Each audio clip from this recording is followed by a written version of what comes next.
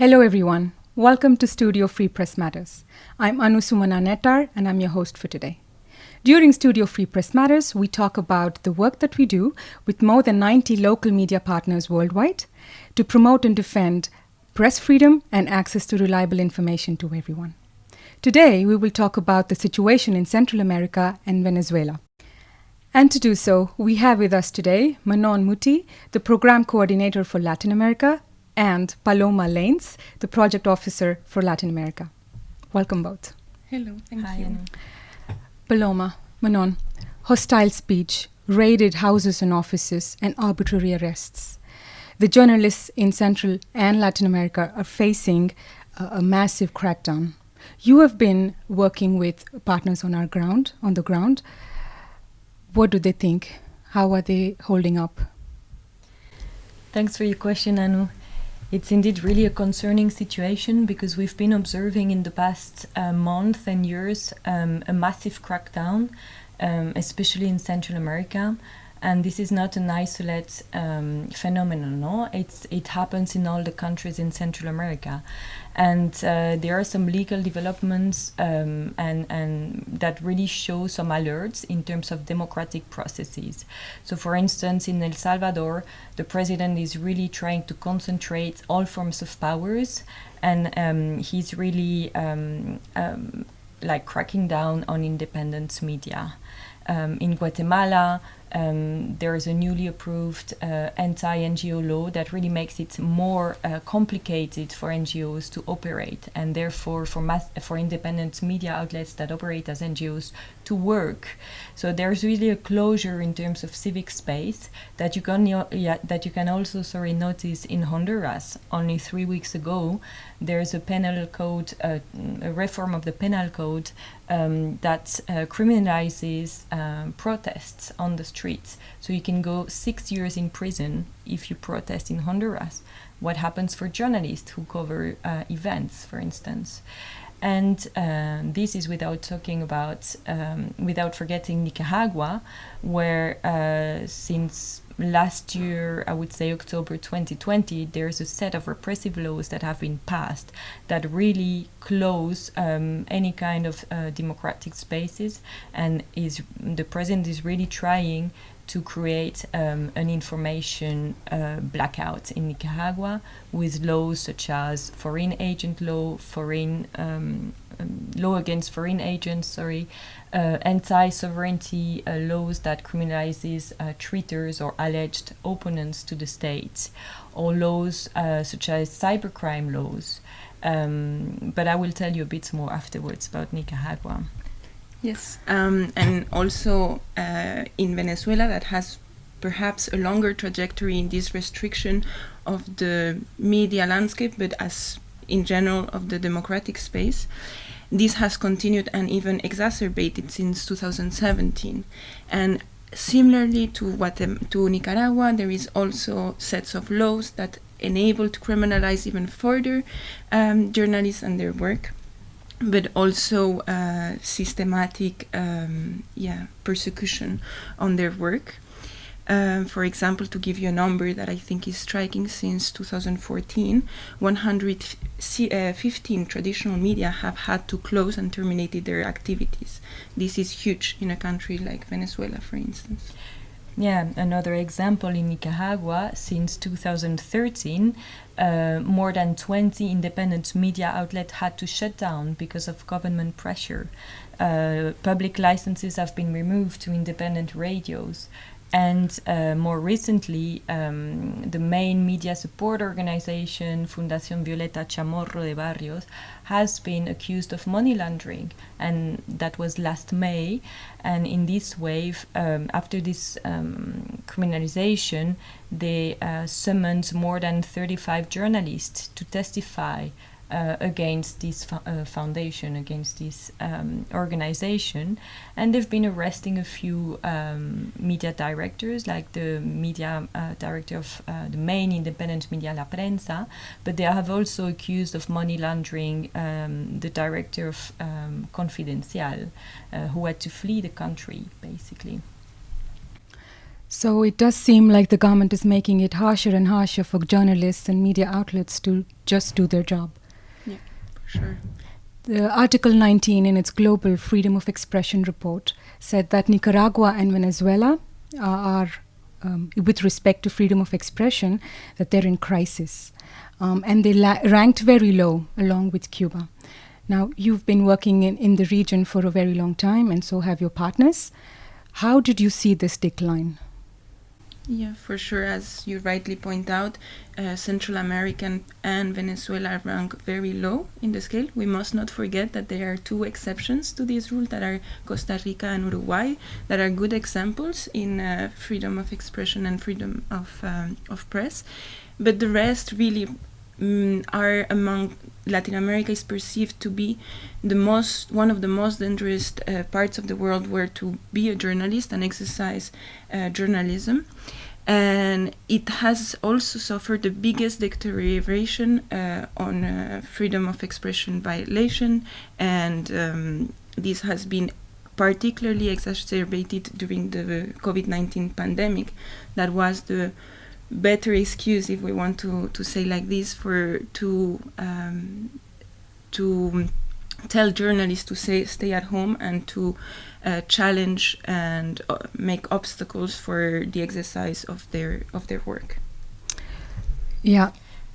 I can tell you more about Nicaragua. There are upcoming elections this week, and this is the fourth mandate, so the current president is running for the fourth mandate.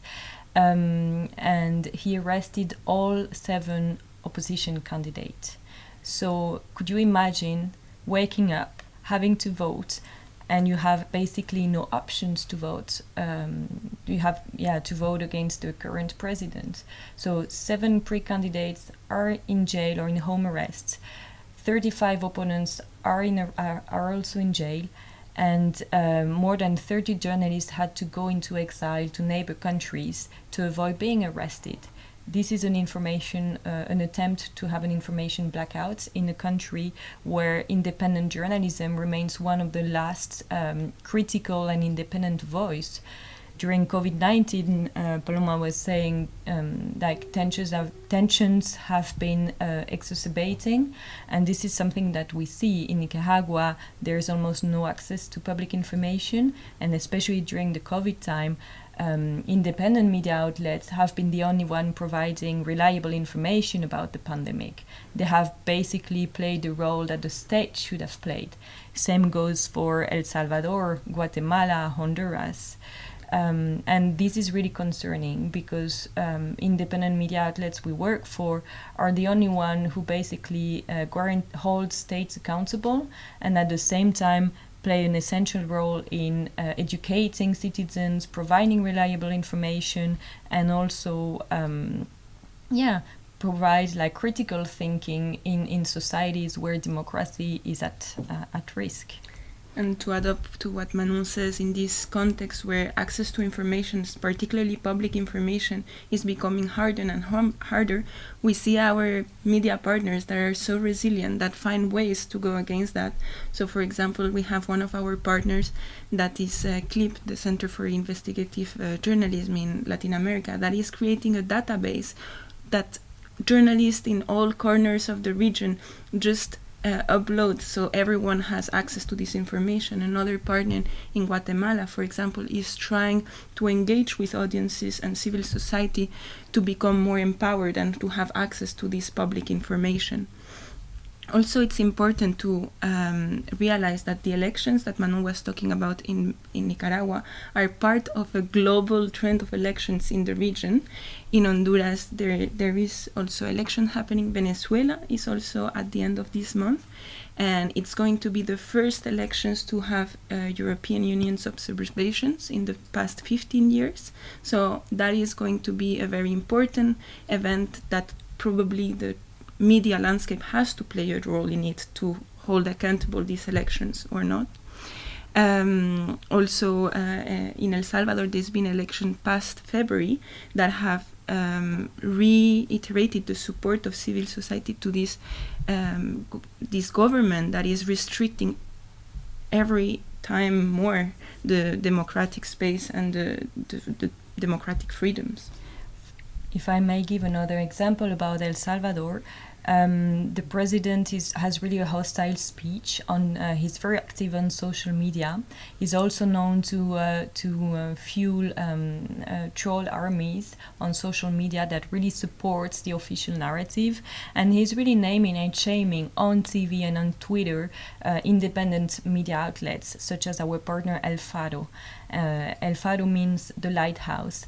And our partner, for instance, has 9 lawsuits against them that have been charged by the government in reaction to some investigations they've done on government alleged corruption, but also some secret negotiation of the government with gang members. In reaction to that, they are facing now 9 lawsuits and severe tax audits that oblige them to spend a lot of money in legal defense, to concentrate on their defense instead of doing the work that they are doing, like providing reliable information and critical information. The government is really reacting to these investigations with severe legal attacks. Yes. And this is an instrument that these governments in the region like to use. In Guatemala, it's the same case. During the pandemic, they said that he wanted to put journalists in quarantine because it's part of these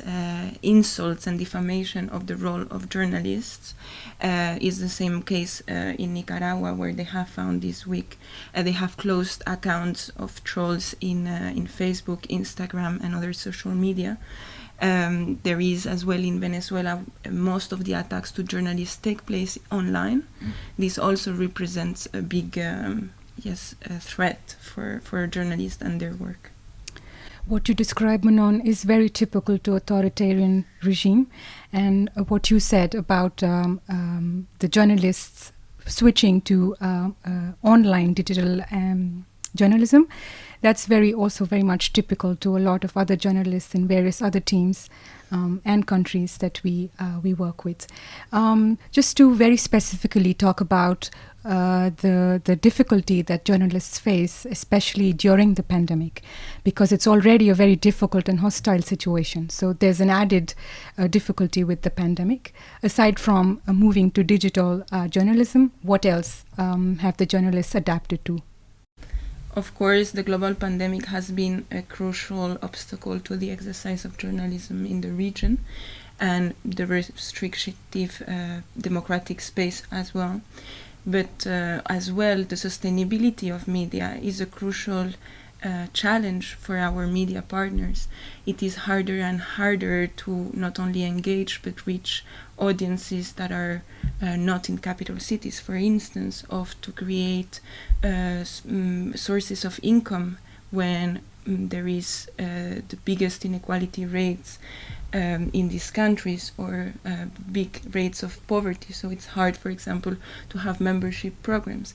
But we have been surprised and amazed by the resilience and the innovation of our partners to find ways to give continuity to their business, to create new income-generating schemes, to be really resilient, not only to the attacks by government and state actors, but also to the market and to the concentration of media actors, big companies that own the medias or media, government-owned media. Our partners still are persistent in being this counterpower in democracy in these countries where the space is smaller and smaller. I think it's been quite amazing during COVID-19, the pandemic.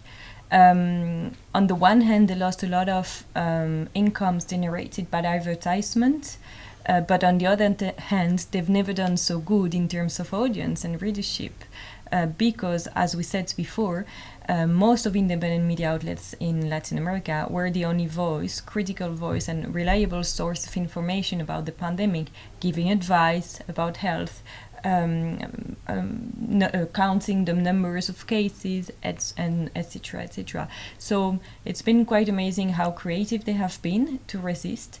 And also I think cross-border journalism has been key, in the sense that if one media cannot publish because of threats and attacks, other independent media are being very solidary in terms of support. So they would publish the work of other independent media in their names, or they would investigate the CLIP, our partner CLIP, the Center for Investigation in Latin America, has been really doing massive investigation with other independent media outlets in Central America and Latin America. For instance, to uncover the recent Pandora Papers. So this kind of cross-border work, I think, is key in a region where access to information is very low, and power holders are being very harsh with the media outlets. Mm-hmm. So the examples that you've just mentioned, they really show how exemplary these journalists are, even when they face difficult situations, hostile situations, and also during the pandemic. We really hope that some of your partners will be able to join us in one of the follow-up episodes during Studio Free Press Matters. I wish you good luck with your partners and with the extraordinary work that you do. Continue to do this. Thank you for joining us. Thank you very much. Thank you, Anu. And thank you all. Thank you all for joining Studio Free Press Matters. If you're interested in knowing more about what Manon and Paloma do, please log on to our website and follow us in our next episode of Studio Free Press Matters. Thank you.